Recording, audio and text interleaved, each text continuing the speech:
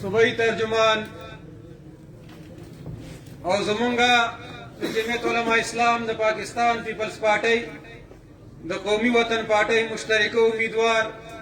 جناب اختیار ولی خان، جناب میاں عالمگیر کاکا خیل، جناب مفتی اجمل غنی صاحب، جناب قاری فہیم صاحب او د دغه پروګرام منتظمین د دې علاقې مشرانو کشرانو ټولو ته علم دی چې په 19 فروری باندې ضمني الیکشن دی. 2.5 کاله د حکومت تیر شوي دي. 2.5 کاله د حکومت کارګزاري او کارکردګي ستاسو په وړاندې ده. په دې الیکشن کې چې کوم د حکومتي امیدوار دی، د حکومتي پارټۍ امیدوار دی، د هغه حکومت 2.5 کاله په دې صوبه کې وشو او 2.5 کاله په مرکز کې وشو. دا حکومتي امیدوار د دې عوامو ته په خپله د 2.5 کالو کارکردګي کارګزاري مخې ته کي او د 2.5 کالو د مرکز کارګزاري دې ورته مخې ته کي چې په دې 2.5 کاله کې د دوی حکومت د دې عوامو سره څه ونه کړه. په دې 2.5 کاله حکومت کې چې کوم حکومت نه قبل چې هغه وینا وه چې زه حکومت او اقتدار کې راشم، دلته که کومه ګراني کېږي، دلته کوم ټیکسونه لګي، که په بجلۍ کې به ټیکس ولګېدو وی به وزیر اعظم غل دی، د خپلې غلا دپاره په بجلۍ کې ټیکسونه لګوي، په ګیس کې د خپلې غلا دپاره ټیکسونه لګوي، په اوړو باندې ټیکس لګوي، په پټرول باندې ټیکس لګوي. دا به دې قوم ته وی چې کله بر نه ټیکسونه لګي نو تاسو دا وګڼئ چې د دوی وزیر اعظم غل دی. دا د هغه خپل اقوال زرین دي کوم چې هغه د حکومت نه وړاندې ویلي. خو افسوس در افسوس پښتنو به وی چې د کمقل دوست نه هوښیار دشمن هم ښیي. دا داسې کمقل انسان دی، دا داسې بې غیرته انسان دی. زمونږ خلق دا علما وی، زمونږ پښتانه وی چې د انګریز په ډکشنرۍ کې غیرت نشته. عمران د انګریزانو د یهودیانو ایجنټ دی، د هغه په ډکشنرۍ کې غیرت نومې ټکی نشته. ځکه ده به وی که زما خلاف 15 کسان راجمع شي او گو نیازی گو عمران گو ناره ولګوي نو زه به استعفا ورکم. په لکونو مجمع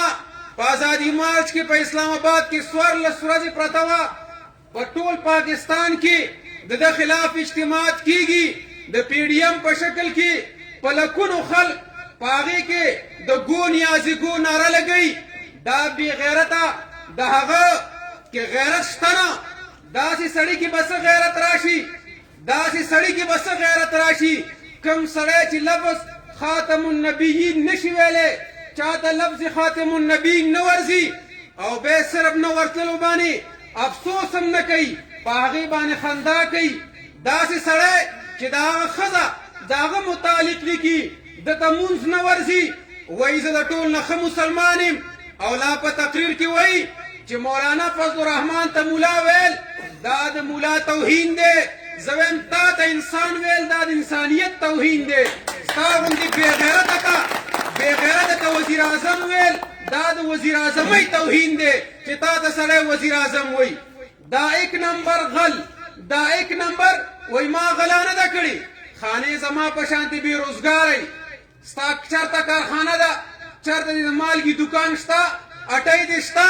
ستا د پلار څه جایداد و؟ ستا پلار هم په کرپشن کې چې کوم دی NCNW نه وتی و. ستا جایداد څه و؟ نن ته په 300 کناله محل کې په اسلام آباد کې ناست دی. دا تا د کوم ځای نه کړه؟ وی دا ما ته ښځې په تحفه کې راکړې. دا ښځه تا کوم داسې په حیا کې پرېښو، هغې له خو تا طلاق ورکړي، دا ما له هغې په تحفه کې راکو. نن چې ستا په لکونو دا اخراجات دي دا چېرته نه کېږي. تا سره د وړو غله، نن د وړو بحران چې نواز شریف په وخت کې د وړو بحران راغو خلکو څه نه وی. نن دا قوم هم داسې شوی دی.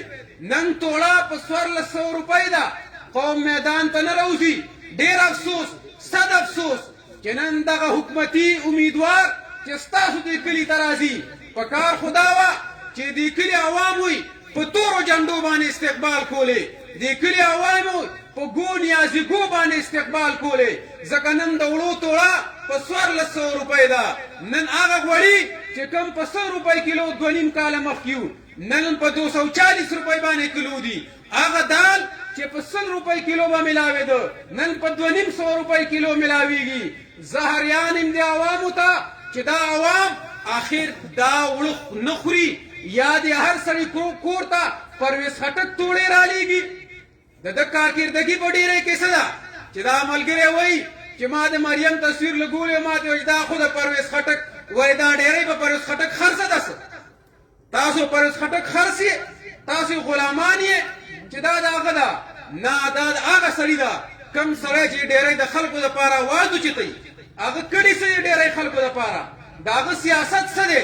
جنګول دي د هغه سیاست څه دی د فرعونیت سیاست دی ځکه خو نن په کور کې د هغه خپل وراره هغه څه وایي وایي دا وایي ما کرپشن نه دی کړی دا خپل ورارې وایي چې په دلته په CNW کې کسان چا کېنولي دي موږ یې نه وو په خپله د کور سړی وایي وایي په ګیس کې سړی چا کېنولی دی په ټیمې کې د هغې د کمیشنو دپاره سړی چا کېنولی موږ نه وو دا د خپل کور خلک په خپله باندې وایي نن کرپشن هغه چې کوم دوی وکړو کم سړي سره به چې 73 موټر یو وړوکی اغوندې چې د هغې قیمت به 80,000 نن هغه کسان زه په خپله وینم هغوی سره چې کوم دی یو ګاډی 50 لکو روپو دی ځکه د ده نه مخکې رستو کېږي یاد ساتئ د ډېری خلکو د دې خلکو په دوکه کې رانه شئ د دې چمچو په دوکه کې رانه شئ چې کوم د دې خلکو چمچي دي ځان ته وګورئ بیا خپلو بچو ته وګورئ زموږ د بچو تعلیم هغه هم ختم اسپتالونو ته وګورئ د کړي څه دي دلته یو اسپتال شته دلته چېرته یو کالج شته څه جوړ کړي دي که نوخار اسپتال دی دا د MMA کارنامه ده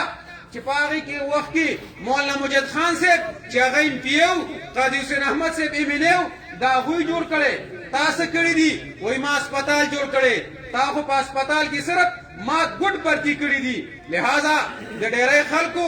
راپاسئ بیدار شئ کور کور ته لاړ شئ او چې دا خلک راځي صرف تپوس نه کوئ وی 2.5 کاله مخکې د وړو ریټ څه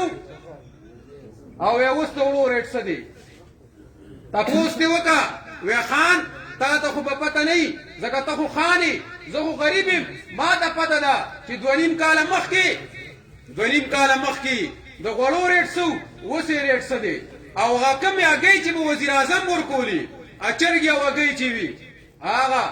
د هغې تپوس دې وکړي چې مخکې څه ریټ و په زوړ پاکستان کې او په نوي پاکستان کې څه ریټ دی په زوړ پاکستان کې څه ریټ و دا ریټ لیست ورته لږ مخې ته کوي آینه ورته وښایي خدای دپاره مه یېرېږئ خدای دپاره لږ ځان کې انقلاب راولئ لږ ځان کې چې کوم دی غیرت پیدا کوي چې دی خلک به کمې پورې دا قوم د دې نه بدوان جوړ کړي د کمې پورې به دې قوم نه غلامان جوړ کړي لہذا په دې وخت کې دا اختیار ولی چې دې حلقې نه ولاړ دی دا دې دپاره ولاړ دی دې دپاره نه چې د ذاتي نه د دې ظالمان مقابلې دپاره ولاړ دی موږ ټول ورسره یو دا عوام ورسره دی انشاءالله والعزیز په 19 فروری به فتحه د شیر وي فتحه به د PDM وي او فتحه به انشاءالله والعزیز د دې حلقې وي او دا اولنی گزار دی چې دلته انشاءالله گزارو خړو آینده الیکشن کې به د ټول KPK نه او د ټول پاکستان نه انشاءالله تختی واخر دعوان الحمدلله رب العالمین